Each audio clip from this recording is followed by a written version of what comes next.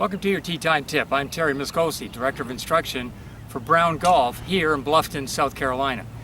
Today's tip is on practicing, and practicing with a purpose, because there's something you're going to get out of it if you have a purpose for your practice. Let's go to the practice tee, and I'll tell you why. When you go out to practice, have a specific purpose in mind. Now that purpose is directly related to how you played your game of golf. So when you walk onto the practice tee, the first thing you always revisit, and no matter how good you are, you revisit your setup routine. Now remember, your setup routine encompasses what? Aiming the golf club, placing your hands on the grip, establishing constant ball position, balance on your feet, your posture, and then how you balance between front side and back side. You'll always hear me say front side and back side because I have my left-handed friends out there and I don't want to say lefts and rights. So I always say front side, back side, top hand, bottom hand. Okay, that's your setup routine. Now if that's getting in your way, you have to improve your setup routine for a specific purpose. What?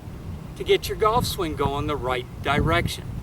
Now when you go out to play, if you're running into a problem where you're hitting a top shot or a fat shot, and a fat shot means that you hit the turf before the ground. What happens is when you go out to play, you are either changing an elevation up, which means you have to come back down, or you're changing an elevation down, which means you have to come back up.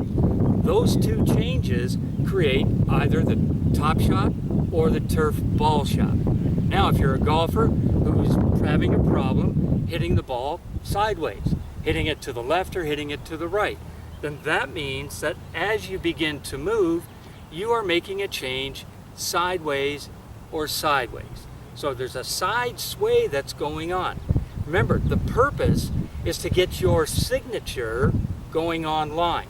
And if you start to move to the side or you start to move to the side, bank on it, you're going to find your swing moving sideways.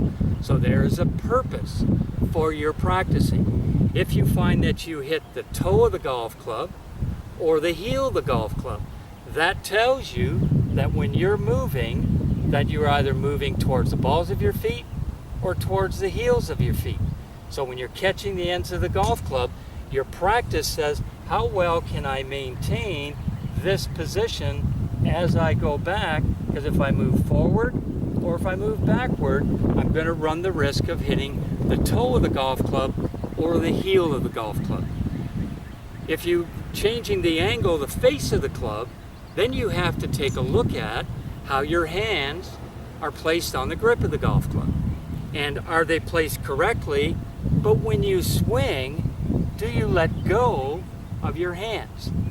Because the hands have to stay together from the beginning of the swing till you finish the follow through of the swing.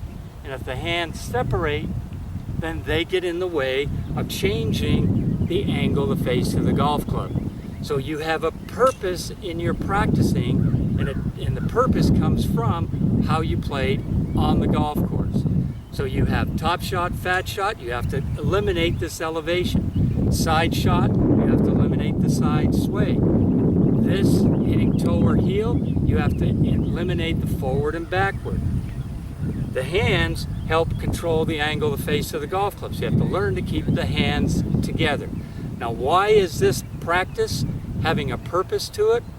Because whatever you practice stays permanent. That's your tip for today. See you next week.